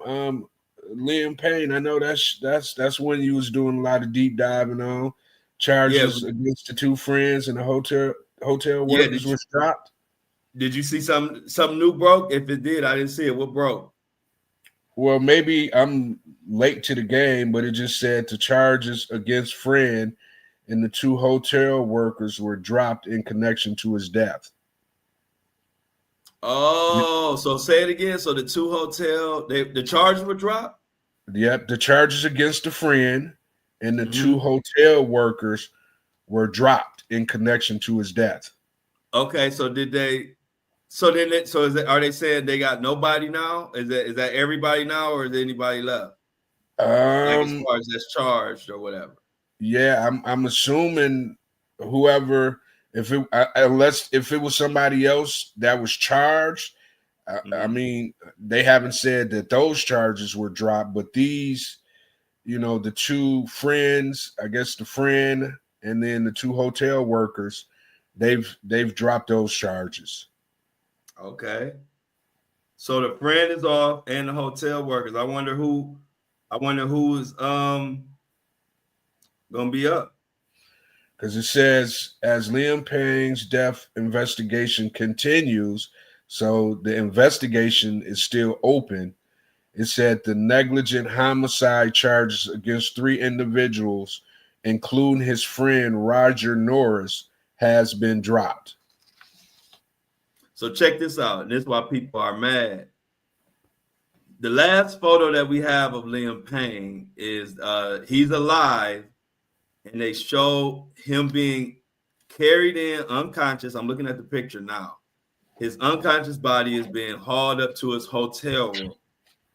10 minutes later, he was dead. Now, one of the men who carried him and two others have been cleared. That's what they're talking about. People are shot. So I can't wait to see where this goes. Because if the last picture you got is somebody being carried in by people unconscious, and 10 minutes later they're dead off a balcony, something ain't right, Greg, about that case. Something ain't right. Yeah, man, you've been on it. So your spidey senses seem like it's telling you some definitely ain't right, man. And it doesn't seem like where's what is it? Where's fire? Where's smoke is fire? Where's smoke is fire, man. That's what it And seems this is like to one of the me. cases. Yeah, because that just don't add up. What about y'all in the chat? That don't add up. You know, it's tough, man, when you be in those different, because he was in a different, this happened in a different country, right? Yep, it happened in Argentina. When you're in them different countries, man, and you really don't know the ins and outs of the laws and the judicial system, you know, Yeah. it's almost like they're prehistoric compared to us. You know, Right. so Exactly. so you if you savvy enough and you're from that place and your parents is tied into, this person or that person, Uh-huh. it's easy to get some things swept up under the rug. Very easy.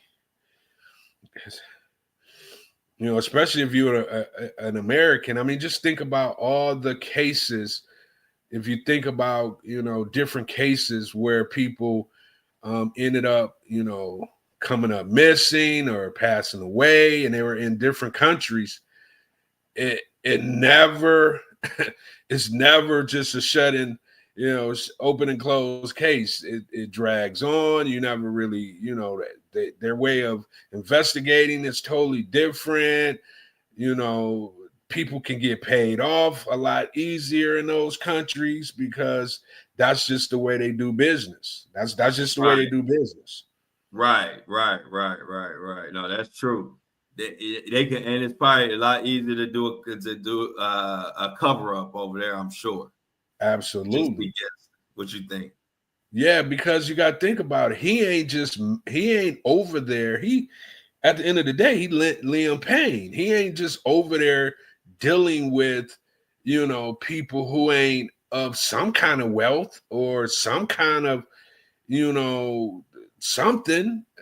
So they got some, political ties. They got some, some ties because of their money. And even though they may be hotel workers, but that don't mean they uncle ain't, the head of this or that. You know what I'm saying? So it's Right. yeah, it's tough. You can't bring your investigators from the US over to Argentina to try to investigate what actually happened, because you don't know the ways of the world over there. You don't know what to do. You don't know who to talk to. So yeah, that's a tough one, man. I think Yeah, that's a tough one, man. yeah, I think it's gonna probably end bad from the looks of it, or in to Yeah. the point where they're going to try to make it seem like he did it to himself. He unalived Right. himself. Right. That's what it's looking like to me. I agree with you on that one, man. And speaking of ending bad, though, we talked about a lot today. But remember what they say when you was online, what they said about you, Greg? About what? They be When you saying was a lot of stuff. on the fraternity, when you was on the frat line, you said they called you Magic with a K. Yeah, absolutely. So we trying to figure out, we almost 2 hours in and you ain't mentioned the Lakers from last night. They did play. Did you watch them, or you don't watch them no more? Are you mad or what? No, I did. I was going to actually kind of tell you a story, right? So Okay. Luca, when Luca first got to LA, of course he brought his family, right? Mm-hmm.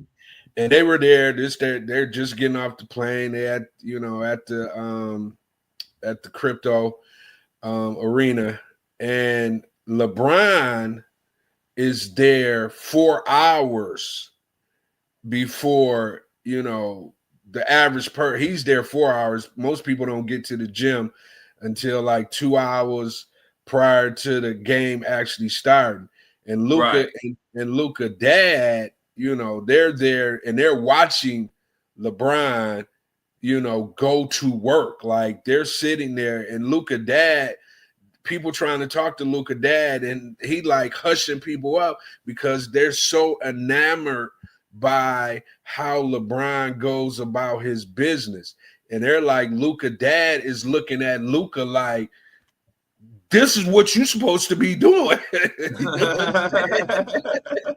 Like, why you ain't taking it? That's LeBron James, and he is taking it this serious. You know, almost like whatever they're saying about you, son, you need to get in this LeBron bag now that you over here, because we're seeing it with our own eyes. And then, of course, he went out after all that, hit 40 and, you know, just killed them and, you know, did his LeBron thing. But last night I was watching the game, and I think that we're still a big man away from, you know, being where we need to be. LeBron looked good. Luka didn't look all that great last night. He's kind of, you know, Luka got to get his body right, man. He's still looking a little chubby. I don't like his body movement. I didn't even like his body language last night, to be honest with you. I think LeBron is starting to get to Luka, and probably not directly, like, man, you got to get your body right. But I think indirectly he's probably getting to Luka, man. But right now, I'm a little worried. I ain't gonna lie, I'm a little worried. Yeah, man. I was a little worried too when I watched it. I ain't gonna lie, because you know I've been pretty positive about the change and all that. But Luka's starting to show now. Like I gotta preface this with anybody that's made it anywhere elite, they can flip a switch and turn it around. So let me throw that out there before I say this. But Luka's scaring me in the sense of me. He's adding a little credence to what Dallas, by them, you know, what they saw when they was like, we don't want to give him this super max. Right. And they also, just to add on what you said, they saying he has a really bad smoking problem. Did you hear that? He's a cigarette smoker? See, they said smoking. I assume cigarettes, because of the way they said it, it would have to be. That's what I would think. Like the way they said it, it ain't nothing else. You know, I can see that. And they say that's one of his biggest problems. And that's the problem. That's one of the major problems they wanted him to get a handle of in Dallas, and he never did. And then the people who were supposed to be like his trainers and the people that were supposed to be watching him, he basically got them fired or whatever and hired his own people to do his training. You know, that's like me. If you paying somebody personally and they supposed to watch and make sure you eat right and don't be smoking, but you the one paying them, how much they gonna be on if they your personal hire. They're not the team person. Right. They're gonna man. And then like you said, well, I didn't watch, I just saw the clips. But when you said you don't like his body language, that's giving me cause to pause too, because like you said, if I'm picturing the body language that you were talking about, if I think I know what you're talking about, then it's like LeBron, it's got two things. Either Luka gonna step it up and get his body together and start taking it serious, or it's gonna turn into something that we're gonna start seeing bleed onto the court, because it's different when you got somebody like LeBron around to show you how much you really not working. Yeah. That's what he's gonna do too. He's gonna show you what you should be doing and how far away from what you should be doing if you ain't doing what you're supposed to be doing. He gonna show you. And see, I can speak to that. Let me tell you, like a LeBron, that's why I always have respect for these athletes, man, when you at the top like that, because the work that they put in, you cannot imagine it. You have to see it. Like you said, Luka's dad was. Right. See, somebody telling you ain't gonna hit. Because I'm gonna give you a personal example. Remember, I had a chance to watch Floyd Mayweather in his prime, and even a little bit starting before his prime started, and watched him during his prime and even after his prime. And let me tell you something. We would get to the gym, y'all. Let me tell you how it worked. I'm gonna give you two quick stories on Floyd Mayweather, personal stories to tell you about work ethic when you are elite or what it takes to be number one in your sport. We would get to the gym, where the boxing gym where Floyd trained. We would get there every day at about, it should be like 11, lunchtime, something like that. He would start working out. Let's say if he started at noon, he would start working out, and his workout was consistent from one thing to the next with no breaks, right? He wouldn't stop till about 4, 5 o'clock, from 12 to 4 or 5. And when I'm talking about excruciating stuff, that whole time, 500 of these, 1,000 of these, 20,000 this, and crazy, and you watching them. And then he would do this back to back to back. He'd be in the ring doing this, out the ring, punching bag, sit-ups, from the ground going up, and I'm talking about non-stop. You getting tired just watching them. We leave after what, 12, 1, 2, 3, 4, 5 hours straight.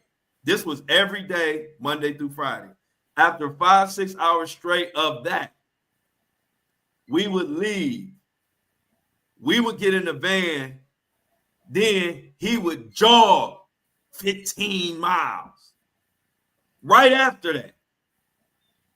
Then we would chill, go out to eat, go have a little fun, go out, maybe even go out to the club. He didn't smoke or drink, not a drop ever, but he made sure we was all drunk. We would go out, have a good time. We would hit 3, 4 clubs. And then let's say if we hit the last club at 2, 3 in the morning, 4 in the morning, we back. Plenty of times after doing all that, he would have us get back in the van and we would follow him, and he'd go jog another 10 miles. Then after that, while we watching him jog 10 miles, maybe more, 5, 6, 7, 8 in the morning, now it's damn near bright lights outside. It's light outside. We go to sleep, everybody go to sleep, and then the very next day, we meet at the gym and do that exact routine Monday through Friday. And that was the entire time. Unless he didn't have a fight and he took a little small break. But that was his life, bro. And so seeing it, I feel what Luka's dad is talking about, because seeing it and hearing it is two different things, man. When you see it, you can't even believe it's possible, bro. You can't even believe that type of being in that type of shape is even possible till you see somebody do it. And so hats off to them guys, man. Like I said, so the work ethic that I had prior to ain't nothing like the work ethic I had after watching that. Because if you think you working hard, go watch Floyd Mayweather work out. And you're going to realize you ain't doing nothing. Or LeBron, apparently. Or LeBron, that's what I mean. Any of those elite athletes. Right. Like LeBron, Floyd Mayweather, Tom Brady. Man, like I said, I was blessed enough to see it in action. And man, it ain't nothing like it, bro. Ain't nothing like it, man. You will pass out. Watch it. I mean, Floyd used to when they used to have the stuff on HBO before his fights back in the day. I used to be on there. Yeah, and used to be, as I'm saying, that was the time, right? Yep, that was the time. Yep. And even then, you would be like, man, this. Yeah, when you seen that, you would be like, this is unreal. Where does he get the stamina from? You know what I'm saying? Where does he get the breath control from? Like how? Like you said, I played sports all my life, growing up. And right. a big part of it was, having your stamina up. But man, the way they go about it, I'm like, how did they even learn how to be that kind of, you know what I'm saying? Like, who did they see to know that that's what it was going to take in order to be the best that they, become? Like, who did Right. they see? What did they see to know that I'm gonna have to do this in order to be who I really and truly want to be? Almost to be who I don't even know I could actually be, but I'm gonna put the work in to find out. Well, you know what it is, bro? This is what it is, y'all. This is the secret. One of the secrets. Those guys are born with a motor that only 1% of the world get born with. Meaning, I've noticed because I get to see how LeBron do it, and I saw how Floyd did it firsthand. And I saw him not just working out, I was around Floyd to just see him regular. And those guys have so much of a high motor, so much energy balled up, they almost have to work out like that. And I'm not saying like it ain't other things that play a role, like discipline and all that, but I'm just saying they start with a motor that's unlike. Floyd probably slept 2 hours when I seen him, and he would be going and running and doing this and that. Like, he couldn't sit down. And see, same thing with LeBron. So it's like, and Kobe, when you got that elite motor, you almost got to burn that energy. And they burn that energy in their sport. You see, you know what I mean? So if you think about it, look at LeBron. Every now and then, but think about when LeBron was in his prime, or when LeBron was young, you never saw him tired. You never saw LeBron tired. If you did, it was every blue moon, and he would you watch the game and know why he's tired. Same thing with Floyd. He never got tired. Whenever he fought somebody, let's say even like Sugar Shane Mosley, they would be in the fight a little bit in the first 3-4 rounds, but then after that, you getting tired, Floyd not getting tired. And that would be the difference. So for me, being able to watch Floyd firsthand and then kind of see how LeBron is, one thing people don't realize, them guys will be born with a motor that most people ain't born with. You know what I mean? Like, they don't get tired. So for them to work out for 4 hours is a little bit different than an average motor working out for 4 hours. You know what I mean? They literally not getting tired. And so, you know how like you blessed with speed and you blessed with this and you blessed with that, they blessed with that endurance, that other level endurance. Right. And that's what I learned from watching. And it helps when you don't put no kind of bad anything in your body either. On top of, right. So they maximize it on top of it.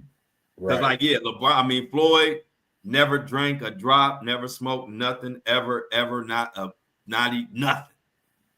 And like you said, so when you add that in and then you eating right, and then you born with this motor, next thing you know, you don't get tired. And if you have the discipline and the desire to go with that, then that's what you got. Because then you got some people born with that motor, but they don't got the discipline and all that, so they ain't about to work out. They're going to burn their motor running around the streets. You know what I'm saying? Everybody burn their motor different. Right. So that's why I say I ain't taking nothing away from them. You got to have discipline and all that to even put the work in. But once they got all that, another thing that helps them is that damn motor. They don't get tired. Never tired. That was our saying in the gym. Never tired. Like, I'm tired. Just watching. Man, sometimes it got to the point where after we do all that, Floyd would call me in 1, 2 in the morning. Hey, let's go play basketball. I got to the point where I stopped answering. Man, I'm tired. I don't want to go play no basketball at 2 in the morning. Right. I want to get some sleep. So, yeah, bro. But yep, it's something to see. So when you said, I didn't know that Luka's dad had said that. When you said that, I can feel him. Like, I can feel him. Like, when you see it, you could be, listen, Luka dad done been around them all. But when you see how they work, LeBron, it's different than anything you've ever seen. Yeah. So That's what he said. yeah, it was definitely a sight to see, man. So yeah, man. Before we get out of here, Michelle wanted to go over a quick article, Greg. So let's skip through this article right quick. This is something from Michelle, one of our crew. She sent me an article about Usher delivering Justin Bieber to LA Reid as a gift. And they kind of went into like the weirdness of that or whatever. So this from the Daily Mail, y'all. This is Michelle, a request from Michelle. She sent it to me. It's from Daily Mail. It's called How Usher Brought Beautiful, and they put that in quotes, 14-year-old boy Justin Bieber to music mogul L.A. Reid as a quote-unquote gift, and how it paved the way for the singer's friendship with Diddy. And so basically this article is about how all that came to be. And so it goes on to say the pop star who was 15 when he gained worldwide fame with his debut single One Time in 2009 was originally discovered at age 12 by industry entrepreneur Scooter Braun when he was covering pop songs by Usher and Chris Brown. But the big break came when Usher brought Bieber to the music mogul L.A. Reid as a quote-unquote gift. Reid wrote in his tell-all memoir in 2016. 1 year from being signed to Island Records by Reid, a 15-year-old Bieber spent a now infamous 48-hour period with Diddy, seemingly unsupervised at the rapper's home, where they went quote-unquote full buck crazy. Now, when you know everything about like back then, you might have heard that and maybe didn't think too hard on it. But now that you know everything that's went on in the diddler's mind and what's been taking place, I don't know if I would want my 14, 15-year-old son locked down with Diddy for 48 hours. I don't know. What about you, Greg? Well, in hindsight, absolutely not. But you talking about, I don't know where Justin Bieber's from. I'm assuming he's probably from some small town because he got discovered on MySpace back in the day. Right. So, and I think he comes from a single family home. I think it's just his mom. I think so. Yeah. You know what I'm His saying? dad not around. Yeah. I mean, his dad around because I've seen him speak on stuff. I think, unless it's just somebody acting like his dad. But yeah, he not. I don't think he was around. He's not prominent. He's not exactly. prominent. Right. I remember the mom because I remember all this, and you're bringing them to Usher first. Mm-hmm. Well, Usher discovered him, and Usher is Usher. So I just think people get jaded by stardom to the point where they're looking at, as a parent, and your son running around talking about, I want to be a star. He's singing everywhere. Every time you go somewhere, he's singing. And the first main person that he has contact with is a international superstar, right. Usher. You know what I'm saying? So, and you got to remember, these guys know how to do this grooming stuff. They know how to be pleasant and make promises and say, we're going to take care of him. He's going to be this, he's going to be that. And then as soon as the mom is out of sight, out of mind, they take him to the grooming expert, Diddy. Right. You know what I'm saying? And by the time the mom gets back in the mix, it's contracts, there's multi-million dollars on the table, and whatever's happened to the son, they've groomed him enough not to say a word. Look, if you say something, all this could go away today. Hey, Greg, I was laughing because not at the incident, laughing because Diddy gonna come get you, man. You called him the grooming expert. You didn't give him a new term.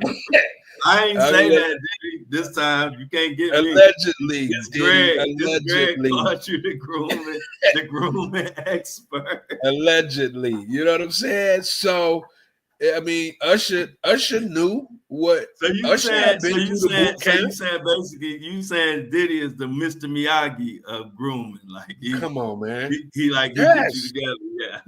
Yes, Diddy. Yeah, Diddy for real though. It's crazy though. In all seriousness, yeah, you right though. And that's kind of what the article was talking about. The article was saying that I'm about to say Babyface. Don't let me get Babyface mixed up in this. But they were saying that L.A. Reid had did the same thing for Usher. So everybody looking kind of just like, what's really going on? Because L.A. Reid had did the same thing to Usher, sent him to the Diddy camp where they was fighting for Frosted Flakes or something. And then, so they said, then he turned around and did the same thing with Justin Bieber by sending Justin Bieber to the Diddy camp.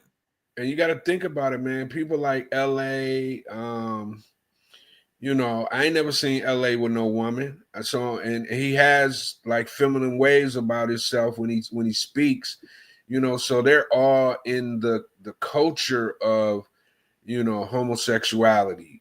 Now y'all see why Greg keep his camera off. That's why we gotta keep him with his camera off, because I told you, Greg, hot topics. Greg slowly turn as this show go on. I can tell Greg gonna be pissing people off by just talking regular though, because you just threw L.A. Reid a nice threw him out there and said, I ain't never seen him with no woman, and that's a good point. You know what I'm saying? You know what my brain did?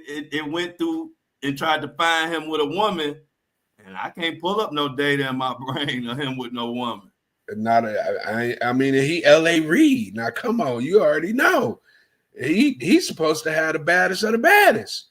You can't say that about Babyface. Think about all the female Babyface, and they was partners. You know what I'm saying? They built LaFace.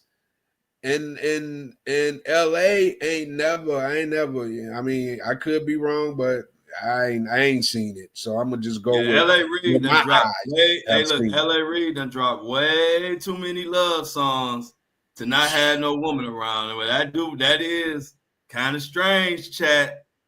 Talk to me, chat. You know what I'm saying? Talk to me. And then you had bless. Rest in peace. His name is invade me now. I'm bad with names, but the head of Uptown, who passed away. Who was the head of Uptown that passed away, y'all? The guy who signed Puff, right? Diddy, right? Right. What was his name? Andre Harrell, yeah. Same thing. Him and L.A. Reid, super tight. You could just tell by his body language and his, demeanor that he was a part of that community as well. So when you got these guys that's in charge and that's a part of their lifestyle, that part of their lifestyle ain't gonna just stop. Right. It's going to continue. And then you bring in a person like, Diddy, who's a part of that lifestyle as well. And it's almost like you giving him open reins to all these young, impressionable men that he can clearly take advantage of if he wants to. And apparently he did. So, man, it's almost like it's a farming system. You thinking that your child is going, go into this system and just, get an opportunity to be their best self. but you don't really understand and realize what's going on behind the scenes because you never get that access. Once they get them, you almost as a parent have to fight through layers to get back to your child. Yeah, that ain't you know what I'm saying? And you shouldn't have to Kelly do all too. this. Once they get them, bro, it's a wrap. They got too much money and too much power. And I don't like it. Yeah. So yeah, y'all. It's another lunch show in the books. I appreciate every last one of y'all. Greg got them fresh teeth, y'all. Yeah. But you're gonna have to imagine. And we will get to the Rick Ross lawsuit. I'm gonna do some diving on that. Probably that might be an episode, a subject for tomorrow. If y'all got any subjects for the lunch show tomorrow, DM me. Or leave them in my DM on Facebook or Instagram. And as always, it's been a pleasure. I love y'all. Like the live, y'all. We missing a couple likes before you get out of here. And let's get those. We out.